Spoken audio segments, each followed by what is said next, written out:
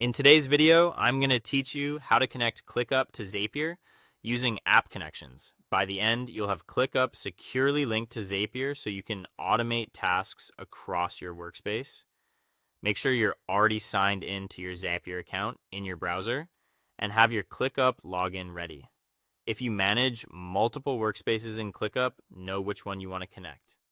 Start on the Zapier homepage, the dashboard where you see your recent zaps and templates.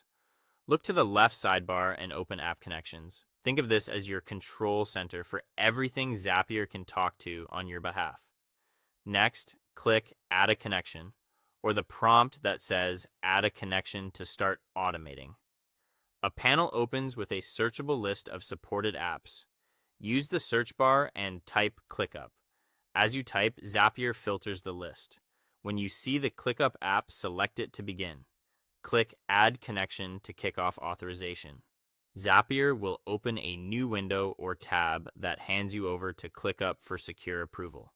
In the ClickUp window, log in if you're not already. Then choose the workspace you want Zapier to access. When you click Connect, Workspace, Allow, or Authorize, you're granting Zapier permission to read and write the items needed for your automations, like tasks, lists, and spaces.